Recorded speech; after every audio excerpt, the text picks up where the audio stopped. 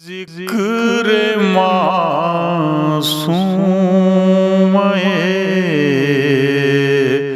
عالم کر لیں۔ السلام علیکم ورحمۃ اللہ وبرکاتہ۔ ثابت یہ بات بذات و منی سے ہو گئی، ثابت یہ بات بذات و منی سے ہو گئی، قرآن ہے رسول تو آیت ہے فاطمہ۔ ثابت یہ بات بذات و منی سے ہو گئی، قرآن ہے رسول تو آیت ہے فاطمہ۔ اور دانا ہر ایک پڑھتا ہے تسبیح آپ کی، دانا ہر ایک پڑھتا ہے تسبیح آپ کی، بے شک سلیم عین عبادت ہے فاطمہ، بے شک سلیم عین عبادت ہے فاطمہ۔ ایام فاطمی چل رہے ہیں ناظرین، مسلسل پوری دنیا میں فرش ازاں بچھا ہوا ہے، اور جناب فاطمہ زہرا سلام اللہ علیہا کی سیرت کے حوالے سے، ان کی شہادت کے حوالے سے مجالس کا سلسلہ جاری ہے، اور یہ اہل بیت ٹی وی کی جانب سے مسلسل پروگرام اسی حوالے سے پیش کیے جا رہے ہیں، اور آج کا یہ ذکر معصوم عالم بھی اسی سلسلے کی ایک کڑی ہے جو آپ پچھلے کئی دنوں سے دیکھ رہے ہیں۔ ناظرین، آج کے اس پروگرام میں جو اہم ترین شخصیات ہمارے ساتھ ہیں اور جو خراج عقیدت پیش کریں گی بارگاہ شہزادی کونین میں، ان میں سب سے پہلے درخواست کرنا چاہتا ہوں شاعر اہل بیت، استاد شاعر محترم گلشن بجنوری صاحب سے۔ محترم گلشن بجنوری صاحب کا جیسا کہ آپ نے اندازہ لگا لیا ہوگا، بجنوری ہیں تو بجنور سے تعلق ہے۔ نجف ہند درگاہ امیر المومنین حضرت علی بن ابی طالب علیہ السلام میں ہم نے دیکھا ہے کہ وہاں جو پروگرام آرگنائز کیے جاتے ہیں اس میں بڑی اہم ذمہ داری نبھاتے ہوئے نظر آتے ہیں محترم گلشن بجنوری صاحب۔ گلشن صاحب جہاں ایک طرف بہت اچھے شاعر ہیں، وہاں نظامت کے حوالے سے بھی ان کی ایک الگ پہچان ہے، الگ شناخت ہے۔ گلشن بجنوری صاحب کا کلام مختلف انجمنیں پڑھتی ہوئی نظر آتی ہیں۔ آئیے ہم سب سے پہلے ان سے درخواست کرتے ہیں کہ وہ ہمارے ناظرین کی اپنا کچھ تازہ کلام سنائیں، تو سماعت فرمائیے گلشن بجنوری صاحب سے ان کا تازہ کلام۔ اللہم صلی اللہ محمد و آل محمد۔ اہل بیت چینل کی خدمت میں اور ناظرین کی خدمت میں، تمام عہدیداران کی خدمت میں اور اراکین کی خدمت میں اپنی جانب سے بے پناہ شکر گزار ہوں کہ انہوں نے مجھے اس چینل میں خدمت کا موقع عنایت فرمایا۔ خصوصی طور سے جناب سلیم امروہی صاحب کی کا میں بے پناہ مشکور ہوں کہ وہ اپنی محبتوں سے مجھے نوازتے رہتے ہیں، کیونکہ یہ پروگرام ایام فاطمی کے سلسلے میں آپ کی خدمت تک پہنچ رہا ہے۔ اسی مناسبت سے جناب فاطمہ کے خدمت میں چند اشعار میں حاضر کر رہا ہوں، ملاحظہ فرما لیں۔ عرض کرتا ہوں، مطلع کہ مشیت کی رضا بھی ہے رضائے فاطمہ زہرا، مشیت کی رضا بھی ہے رضائے فاطمہ زہرا، دلہن مر جائے تو اس کو جلائے فاطمہ زہرا، دلہن مر جائے تو اس کو جلائے فاطمہ زہرا، مشیت کی رضا بھی ہے رضائے فاطمہ زہرا، دلہن مر جائے تو اس کو جلائے فاطمہ زہرا، اور مٹانے سے بھی ہرگز مٹ نہیں سکتے ہیں دنیا کے، مٹانے سے بھی ہرگز مٹ نہیں سکتے ہیں دنیا کے، ہمارے ساتھ رہتی ہے دعائے فاطمہ زہرا، مٹانے سے بھی ہرگز مٹ نہیں سکتے ہیں دنیا کے، ہمارے ساتھ رہتی ہے دعائے فاطمہ زہرا، ہمارے ساتھ رہتی ہے دعائے فاطمہ زہرا، اور سوائے فاطمہ زہرا کے در کے آخری دم تک، سوائے فاطمہ زہرا کے در کے آخری دم تک کسی در پر نہیں جاتا گدائے فاطمہ زہرا، کسی در پر نہیں جاتا گدائے فاطمہ زہرا۔ اور یہ شعر بطور خاص کہ کلام پاک کی عصمت بھی چادر تان لیتی ہے، کلام پاک کی عصمت بھی چادر تان لیتی ہے، نبی جب اوڑھ لیتا ہے ردائے فاطمہ زہرا۔ کلام پاک کی عصمت بھی چادر تان لیتی ہے، نبی جب اوڑھ لیتا ہے ردائے فاطمہ زہرا۔ اور رضائے حق نبی نے دین کے محور پہ جب رکھی، رضائے حق نبی نے دین کے محور پہ جب رکھی، رضائے حق نبی نے دین کے محور پہ جب رکھی، علی کے ساتھ شامل تھی رضائے فاطمہ زہرا، علی کے ساتھ شامل تھی رضائے فاطمہ زہرا۔ اور مصلی پر عقیدت کے اگر بیٹھو تو سمجھو گے، مصلی پر عقیدت کے اگر بیٹھو تو سمجھو گے، نماز اہل ایمان ہے ثنائے فاطمہ زہرا، نماز اہل ایمان ہے ثنائے فاطمہ زہرا۔ اور یہ اس سلسلے کا آخری شعر کہ ابھی منزل بمنزل اور بڑھنا ہے ہمیں آگے، ابھی منزل بمنزل اور بڑھنا ہے ہمیں آگے، نجف سے شام تک رستہ دکھائے فاطمہ زہرا، ابھی منزل بمنزل اور بڑھنا ہے ہمیں آگے، نجف سے شام تک رستہ دکھائے فاطمہ زہرا۔ اور مقطع ملاحظہ فرما لے، میں گلشن ہوں مہک جاتا ہوں میں اشعار کی صورت، میں گلشن ہوں مہک جاتا ہوں میں اشعار کی صورت، لبوں پر جب بھی آتی ہے ثنائے فاطمہ زہرا۔ میں گلشن ہوں مہک جاتا ہوں میں اشعار کی صورت، لبوں پہ جب بھی آتی ہے ثنائے فاطمہ زہرا، مشیت کی رضا بھی ہے رضائے فاطمہ زہرا، دلہن مر جائے تو اس کو جلائے فاطمہ زہرا۔ سبحان اللہ سبحان اللہ۔ گلشن بھائی ابھی ہم چاہتے ہیں کہ کچھ آپ سے اور کلام سنا جائے، چلیں آپ تھوڑی دیر ریسٹ کر لیجئے اس سے پہلے کہ ہم آپ سے آپ کا کلام آپ سے پھر کچھ اور بھی سنا جائے۔ تو ہم چاہتے ہیں کہ اس سلسلے کو تھوڑا سا مزید آگے بڑھائیں اور ایک اور اہم ترین شخصیت کے حضور پہنچیں، کیونکہ نظم اور نثر دونوں کا سلسلہ ملا جلا اگر رہتا ہے تو زیادہ بہتر رہے گا۔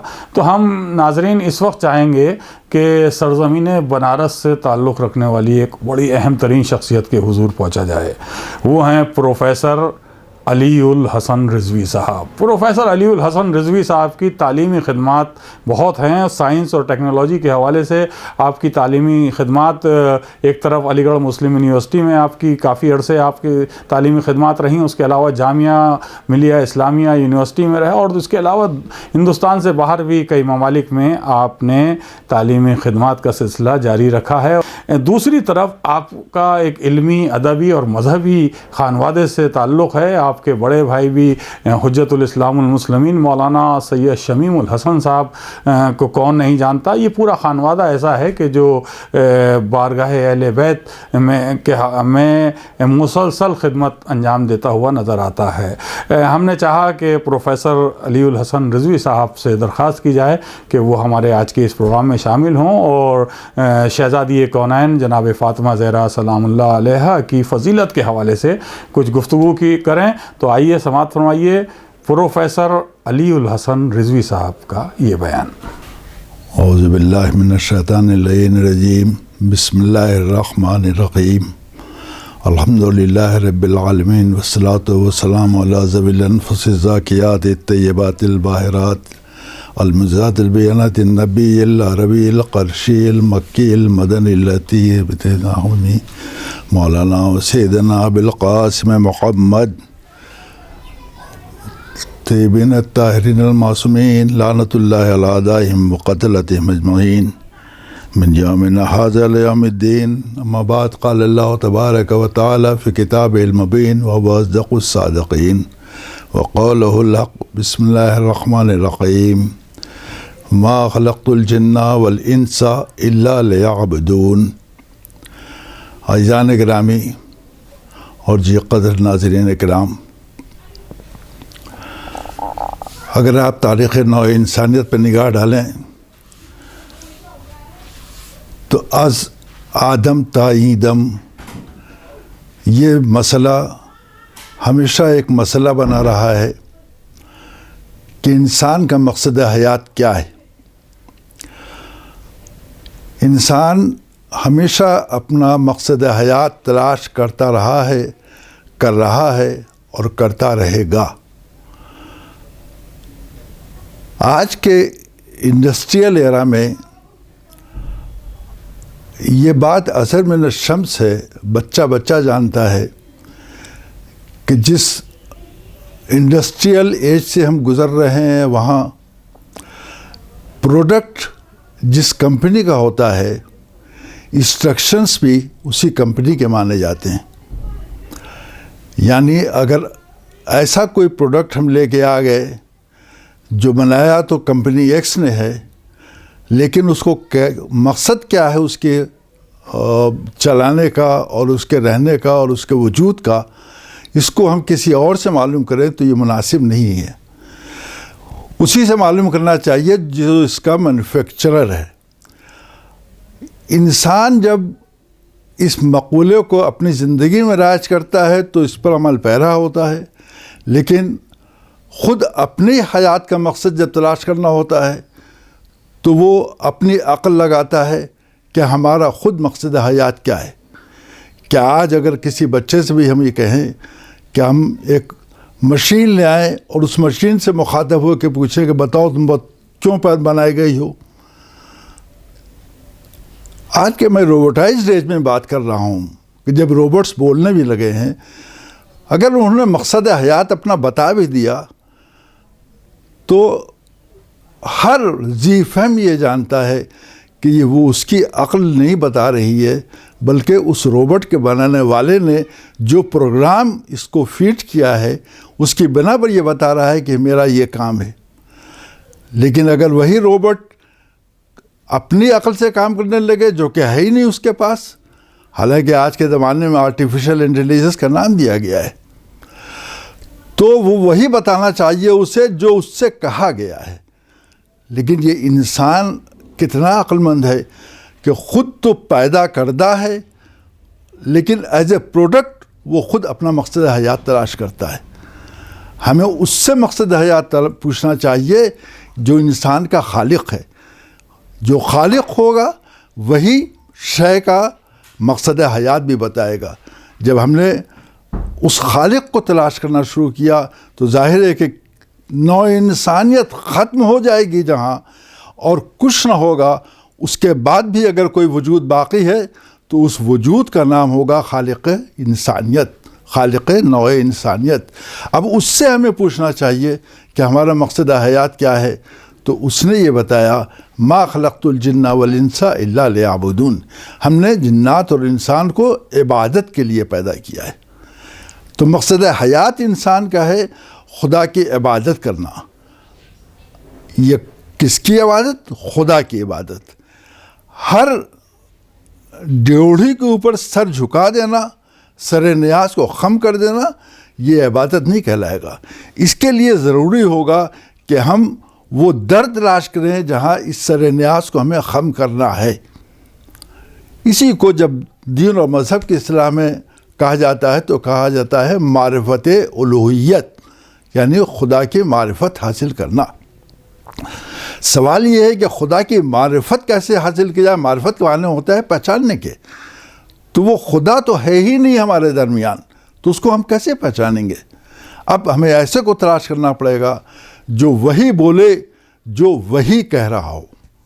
وہی کے خلاف اگر کوئی آواز آئے تو وہ پھر نہیں بتا سکتا کہ مقصد حیات کیا ہے اور معرفت خداوندی کسے کہتے ہیں۔ اب ایسے کو ہمیں تلاش کرنا پڑے گا جو مقصد خداوندی سے واقف ہو۔ وہ کون ہے؟ وہ وہی ہے جس نے پہچانوایا ہے ہمیں۔ وہ پہچاننے والا کون ہے؟ وہ رسول ہے، رسول کی رسالت ہے۔ اب جب ہم نے تلاش کرنے کیا معرفت الوہیت کا پتہ تو معرفت رسالت ضروری ہو گئی. اب معرفت رسالت کے لیے اسی نے بتایا وما محمد الا رسول، یہ رسول صرف رسول ہے. تو اب رسول جب صرف رسول ہے تو اب ہمیں کسی کو پہچاننے کے لیے یہ معلوم ہونا چاہیے کہ وہ رہتا کہاں پر ہے. جب اس کو ہم نے پتہ چلانا چاہا وہ رہتا کہاں ہے تو اس نے کہا انا مدینۃ العلم، میں علم کا شہر ہوں. اب ہمیں علم کے شہر کی جب تلاش ہوئی تو اسی نے یہ بتایا انا مدینۃ العلم وعلی بابھا، جس در سے تم کو آنا ہے. یعنی معرفت الوہیت کے لیے معرفت رسالت ضروری ہے. معرفت رسالت نے بتایا معرفت باب العلم حاصل کرو تب معرفت رسالت حاصل ہو سکتی ہے. جب معرفت باب العلم تک بات پہنچی تو اب مسئلہ یہ ہے کہ علی کے علم کو پہلے پہچاننا پڑے گا، تب رسول سمجھ میں آئے گا اور تب خدا سمجھ میں آئے گا. اور ایک اکیلا مدعی ہے جو یہ کہتا ہے اے علی مجھ کو، میں نے اگر پہنچانا ہے، خدا کو پہچانا ہے، یا تم نے پہچانا ہے، یا خدا نے ہم دونوں کو پہنچانا ہے، اس کے علاوہ اور معرفت الوہیت نہیں کسی کو حاصل ہے. بس حضور اسی مقصد حیات کی تلاش میں جب ہم نکلے تو جب مقصد باب العلم تک بات آئی تو اب علی کون ہے، علی کے بارے میں یہ معلوم ہوا کہ علی کسی کے کفر نہیں ہو سکتے تھے. صرف ایک ہستی کائنات میں تھی، اگر اسے نہ پیدا کرنا ہوتا تو علی کو پیدا نہ کیا جاتا. اور وہ کون سی ہستی تھی؟ وہ فاطمہ صلوات اللہ علیہا کی ہستی ہے. جناب فاطمہ صلوات اللہ علیہا کی ہستی کیوں ہستی یہ ضروری ہو گئی؟ باب العلم کی معرفت حاصل نہیں ہو سکتی جب تک کہ معرفت فاطمہ نہ حاصل ہو جائے. کیوں؟ فاطمہ ہے کون؟ فاطمہ ہے بضعۃ منی. رسول نے فرمایا فاطمہ تو بضعۃ منی، فاطمہ میرا ٹکڑا ہے.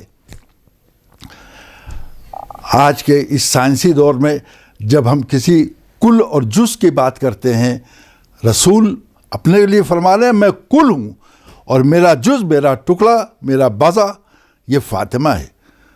تو عزیزان گرامی یہ بات بالکل بچہ آج کل چھوٹے درجوں کا بچہ بھی جانتا ہے، پڑھایا جاتا ہے اسے کہ مثال کے طور پر میٹر ہم سمجھنا چاہتے ہیں، یہ میٹر ہے کیا؟ تو کسی نے کہا یہ ایٹم ہے. اب ہم نے کہا نہیں، ہم ایٹم کو نہیں سمجھنا چاہتے ہیں، ہم ایٹم تو میٹر کا ایک جز ہے. تو کہا ایٹم نہیں سمجھ میں آئے گا تو میٹر سمجھ میں نہیں آئے گا. ہم نے کہا اچھا ایٹم کیا ہے؟ تو کہا ایٹم کے اجزاء ہیں، الیکٹرانز، پروٹونز، نیوٹرونز. پہلے اگر تم ان کی معرفت نہیں حاصل کر سکتے تو ایٹم کی معرفت نہیں حاصل ہوگی. معرفت حاصل کرنا ہے کل کی، مگر کل کی پہچان کب ہمیں حاصل ہوگی؟ جب ہم اجزاء کی جو جز ہیں، میٹر کے تو 3 جز ہوئے، لہذا ان کی معرفت ہمیں حاصل کرنا پڑے گا. لیکن جب رسالت کی بات آتی ہے تو وہاں بضعۃ منی، میرا ٹکڑا ہے فاطمہ. اب بغیر جز کی معرفت حاصل کیے ہوئے کل کی معرفت جب حاصل نہیں ہو سکتی تو بغیر فاطمہ کی معرفت حاصل کیے ہوئے رسول کی رسالت کی معرفت کیسے ہو سکتی ہے؟ لہذا معرفت رسالت، معرفت باب العلم اور معرفت فاطمہ کے بغیر معرفت الوہیت ممکن ہی نہیں ہے. اب بات سمجھ میں آئی کہ اگر ہمیں اللہ کی معرفت حاصل کرنی ہے، معرفت کیوں حاصل کرنی ہے؟ اس لیے کہ اس نے یہ کہا ہے کہ تمہارا مقصد حیات ہے معرفت الوہیت، کیونکہ میری عبادت کرنا ہے تم کے. اور عبادت ہو نہیں سکتی جب تک کہ ہم پہچانے نہ، نہیں تو ہر در پہ ہم اپنا سر نیاز خم کرنے لگیں گے اور بات پوری نہیں ہو پائے گی. لہذا مقصد معرفت الوہیت یہ ڈپینڈنٹ ہے کس پر؟ مقصد رسالت پر. جب معرفت رسالت حاصل ہو گئی تو معرفت الوہیت حاصل ہو جائے گی. اور معرفت رسالت حاصل نہیں ہو سکتی جب تک کہ معرفت باب العلم، معرفت فاطمہ نہ حاصل ہو جائے. اس لیے کہ بغیر باپ کے دروازے کے گھر تک نہیں پہنچا سکتا اور بغیر جز کے کل تک رسائی نہیں ہو سکتی. لہذا اگر رسالت کی معرفت حاصل کرنی ہے تو پہلے علی کی معرفت حاصل کرنی پڑے گی اور فاطمہ کی معرفت حاصل کرنی پڑے گی. یہ فاطمہ بضعۃ منی کہنے کا مقصد یہی تھا کہ اگر چاہتے ہو کہ اللہ کی بندگی کی جائے تو معرفت فاطمہ حاصل کرو. یہ مقصد حیات انسان کا ڈپینڈنٹ ہو گیا اب معرفت فاطمہ پر. وہ حیات انسانی نہیں کہلائے گی جس کو معرفت فاطمہ نہ حاصل ہو. لہذا جناب فاطمہ وہ معمولی ہستی نہیں ہے. معرفت الوہیت حاصل کرنے کا ذریعہ ہے معرفت فاطمہ. معرفت فاطمہ کی منزل اگر سمجھنا ہے تو میں صرف اس مختصر سے تعارف میں 2 ہستیوں کا پیش کروں گا کہ انہوں نے جناب فاطمہ کو کیسے سمجھا اور ان کے بارے میں کیا کہا. وہ 2 ہستیاں ایک مذہبی دنیا سے ہوں گی اور ایک ہمارے آج کے 21ویں صدی کے زمانے سے تو آج ہوں گی. 2 ہستیاں ہیں. علامہ فخر الدین رازی بہت بڑی ہستی ہے, مفسر قرآن ہیں, تفسیر کبیر ان کی وہ زبردست تفسیر ہے کہ جو جمہور اسلام کے لیے اتنی اہم کوئی تفسیر ہے ہی نہیں جس کو تفسیر رازی کے نام سے موسوم کیا جاتا ہے. ان کا ایک لقب ہے امام المتشککین, یعنی انہوں نے اتنے شکوک اور شبہات پیدا کیے ہیں ہر آیت اور ہر حدیث کو سمجھنے میں کہ گویا چھان بین ڈال لی, بالکل چھان بین کی جو حدیں ہیں ان کو پار کر لیا ہے. ہر چیز میں وہ شک پیدا کرتے تھے اور تب یقین کے منزل پہ پہنچا کرتے تھے. ایک علامہ فخر الدین رازی ہیں اور دوسرے علامہ شمس الدین ذہبی ہیں. یہ بھی بہت عظیم شخصیت ہے. یہ بہترین ناقد کہے جاتے ہیں. ان کو ناقد اس اعتبار سے کہ انہوں نے تنقید کیا ہے ہر منزل پر اور اس کے بعد کسی چاہ کو قبول کیا ہے. ان دونوں حضرات کے جو بزرگ مفسر قرآن کے اس زمرے میں شمار کیے جاتے ہیں, علماء اسلام میں جن کی زبردست ایک اہمیت ہے, ان دونوں نے ایک آیت اور ایک حدیث کو بلا کسی شک اور شبہ کے تسلیم کیا ہے. آیت کون سی ہے؟ آیہ مباہلہ. آیہ مباہلہ کو انہوں نے کہا اس میں کوئی شک اور شبہ ہے ہی نہیں. اور یہ تو قرآن کی ایک آیت, اور دوسری جو حدیث کی منزل ہے, وہاں پر آ کر انہوں نے ایک حدیث ایسی تلاش کیا ہے جس میں کوئی شک اور شبہ نہیں ہے. وہ حدیث کی ہے علامہ فخر الدین رازی نے تحریر فرمایا کہ رسول اللہ صلی اللہ علیہ وسلم نے فرمایا کہ جس سے فاطمہ راضی اس سے خدا راضی, اور اسی لیے فاطمہ کو مرضیہ کا لقب دیا گیا ہے کہ نہیں فاطمہ اگر راضی ہو جائے تو خدا راضی ہو جائے گا. اب یہ تو بہت بڑی فہرست ہے کہ خدا سے راضی, خدا کس سے راضی ہوگا, کس سے نہیں راضی ہوگا. لیکن ایک اس کا شارٹ کٹ یہ ہے, یہ تلاش کر لیا جائے کہ فاطمہ کس سے راضی رہی, تو خود بخود پتہ چل جائے گا کہ خدا کس سے راضی ہوا. اس لیے کہ قول رسول بقول علامہ فخر الدین رازی کے یہی ہے کہ جس سے فاطمہ راضی اس سے خدا راضی. اس حدیث کو بھی انہوں نے تسلیم کیا اور اس آیہ مبارکہ کو بھی جو اس سے آیہ مباہلہ کہا جاتا ہے. اور آیہ مباہلہ میں کیا منزل ہے؟ آیہ مباہلہ کی منزل یہ ہے کہ ہمارے بزرگ ترین عالم دین علامہ مفید علیہ الرحمہ انہوں نے امالی میں تحریر فرمایا ہے کہ ایک بار سرکار ختم مرتبہ سے پوچھا گیا کہ یہ فرشتے کیا ہیں؟ آپ نے فرمایا یہ ہمارے نوکر ہیں. ہمارے نوکر ہیں, میرے نوکر نہیں کہا, ہمارے نوکر ہیں. یہ جمع کا صیغہ بتایا رہا ہے کہ یہ ہماری کچھ اور ہے اور میرا کچھ اور ہے. اس لیے کہ جب بات میری کی ہوتی ہے تو فرماتے ہیں منی فاطمہ تو بذات منی, میرا ٹکڑا ہے, ہمارا ٹکڑا نہیں کہا ہے. حسین منی, حسین میرا مجھ سے ہے. علی منی, ہر جگہ منی یعنی مجھ سے ہے. اس میں اکیلے اپنے کو جو ضمیر ہے وہ اکیلے کے لیے ہے, تنہا کے لیے, حضور کیے. مگر یہاں کیا فرماتے ہیں؟ ہمارے نوکر ہیں. اب یہ ہمارے کی تفسیر کہاں سے آئے گی؟ یہ آیہ مباہلہ بتاتی ہے. کہاں سے؟ ابنانا و ابناکم, فرمایا آپ نے ہمارے بیٹوں کو لاؤ. تو اب یہ ہمارے بیٹے کہاں سے بھائی؟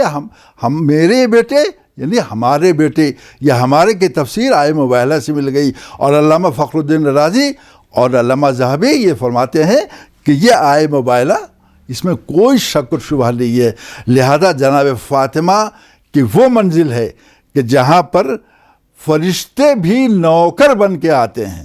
اب کسی شک و شبے کی گنجائش نہیں ہے اگر ان کے گھروں میں آپ وہ کام کرتے دیکھیں جو عام طور سے نوکروں کے ذریعے انجام دیے جاتے ہیں۔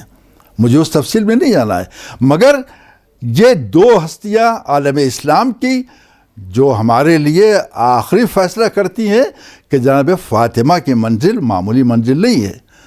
اور دوسری منزل 21ویں صدی کے لیے، آج کے نئے نوجوانوں کے لیے، کہ جہاں مقصد الوہیت اور معرفت الوہیت کی منزل آتی ہے، تو اسٹیفن ہاکنس وہ بتاتے ہیں، گاڈس پارٹیکل لکھ کر کے انہوں نے کتاب، یہ ابھی 2 سال پہلے ان کا انتقال ہوا ہے، سب جانتے ہیں جو سائنس اور ٹیکنالوجی کے طلباء ہیں۔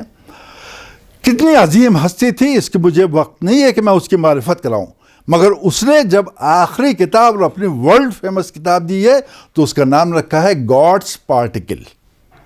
گاڈس پارٹیکل یعنی وہ پارٹیکل جو مادیت کی دنیا میں آخری منزل کی پارٹیکل سمجھی جائے، اس کا اگر وہ نام لیتا ہے تو خدا کی معرفت کروا کے گاڈس پارٹیکل کہتا ہے، یہ اس کی منزل ہے۔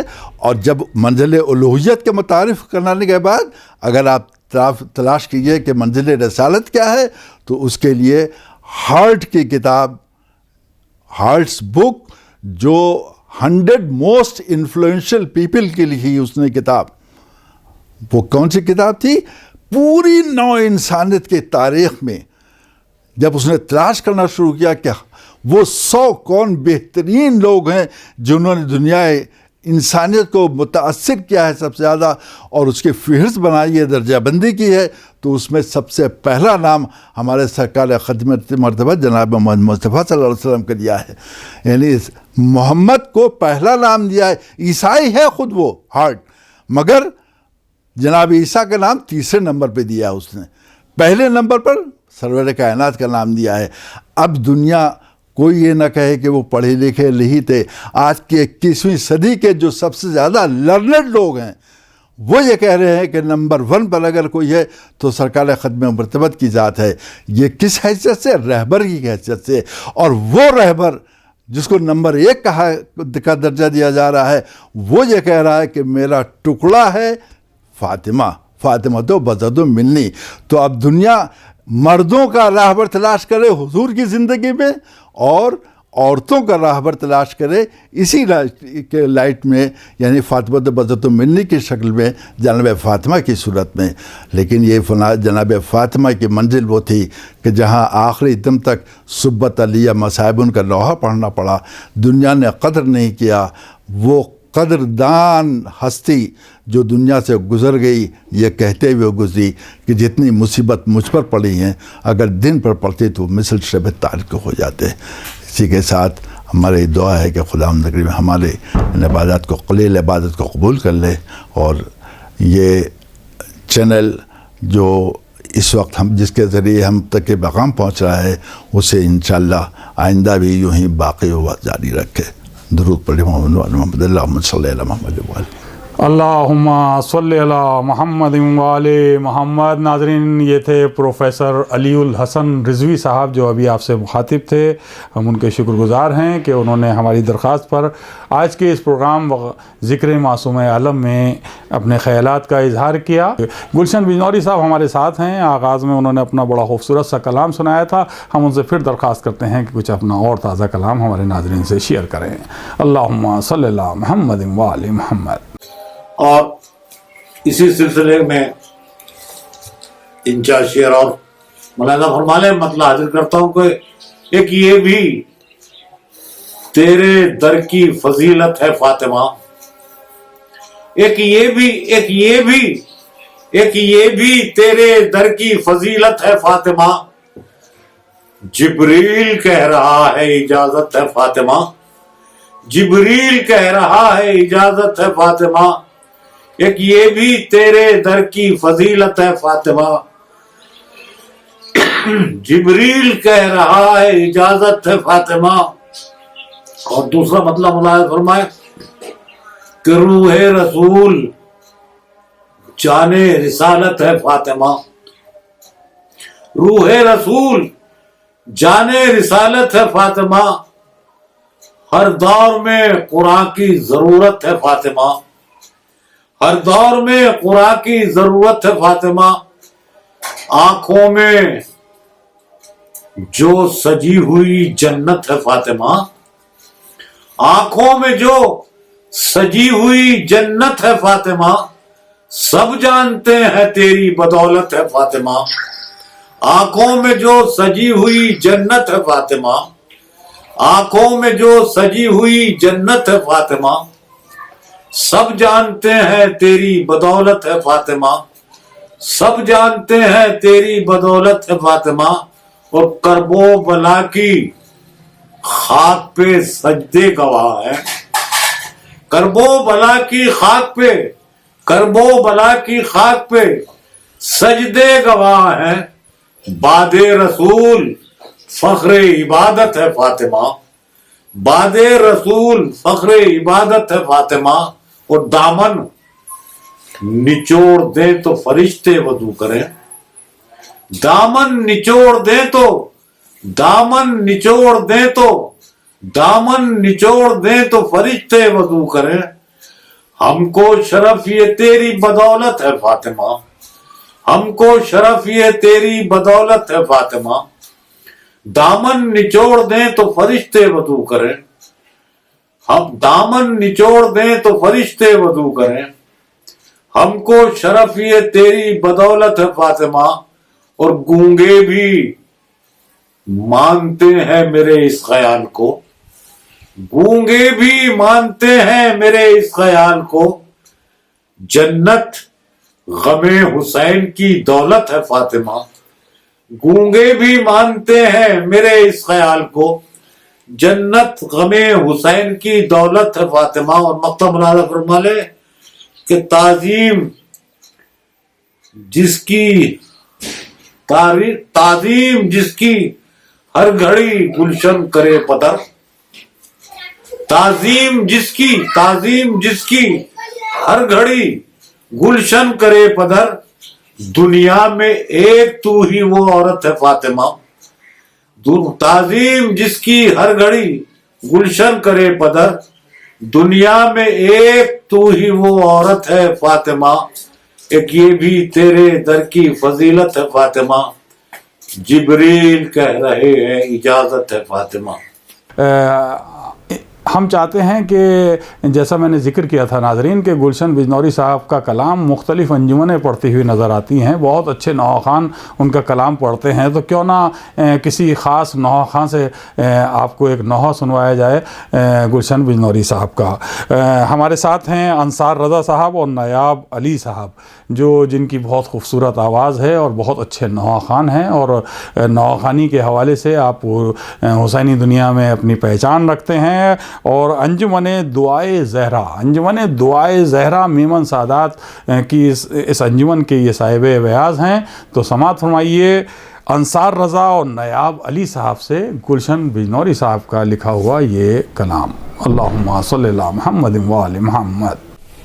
सर्दी के करती थी बुका सानिए ज़हरा, ऐ पालने वाले, ऐ पालने वाले मुझे अम्मा से मिला दे, ऐ पालने वाले। आँखों से लहू पोंछ के ज़ैनब ने पुकारा, ऐ पालने वाले, ऐ पालने वाले। अम्मा की जुदाई का अलम कैसे सहूंगी, ऐ मेरे खुदा तू ही बता कैसे जीऊंगी, अम्मा की जुदाई नहीं एक पल को गवारा, ऐ पालने वाले, ऐ पालने वाले, ऐ पालने वाले, मुझे अम्मा से मिला दे, ऐ पालने वाले।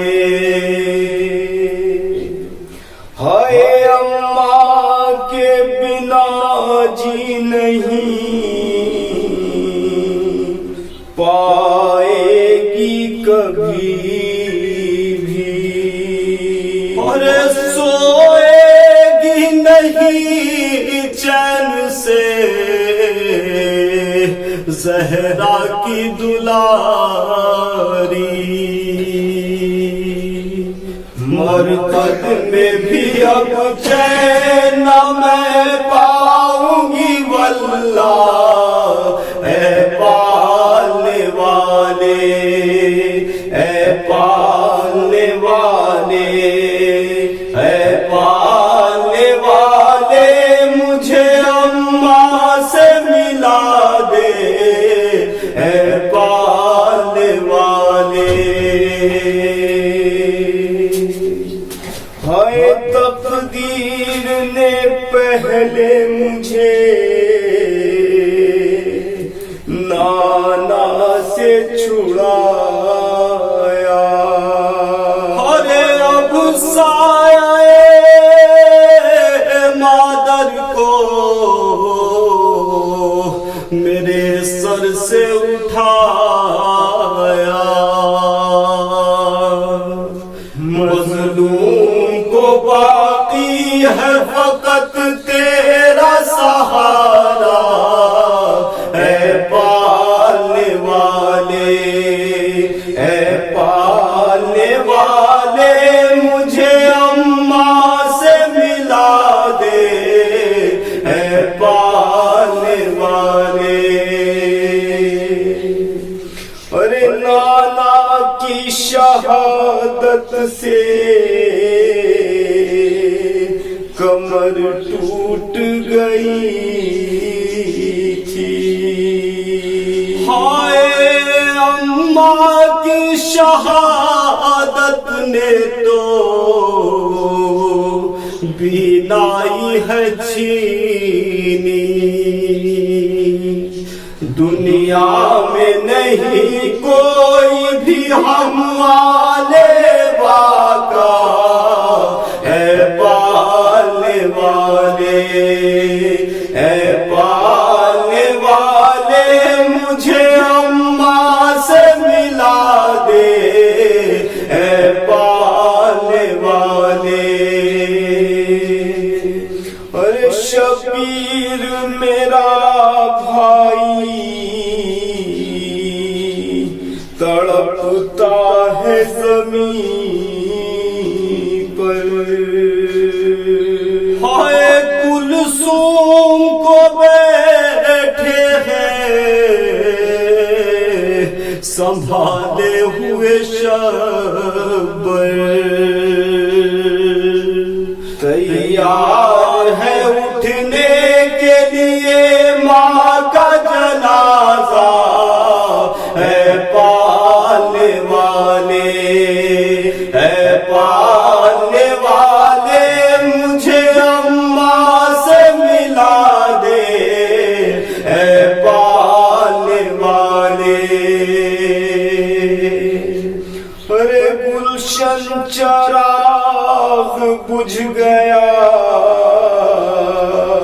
कब्रे रसूल का, हाय रुखसत हुई जहान से जब फातिमा ज़हरा, है हुर्र मलायक की सफ़ों में यही नाहा, है पालने वाले, है पालने वाले, मुझे